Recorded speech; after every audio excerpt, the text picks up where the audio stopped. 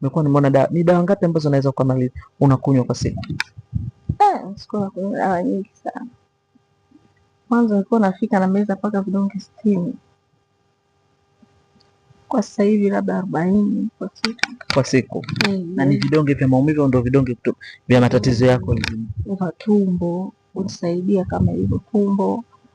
Na meza vidonge kwa ajili ya mifupa. Na meza vidonge vya misuli. Sawa. Na meza vidonge kwa ajili ya mguu. Na meza vidonge vya maumivu. Kwa hiyo na meza vidonge ili mradi niweze kukaa na wewe ili tuongee. Yaani maana yake viniweke hai.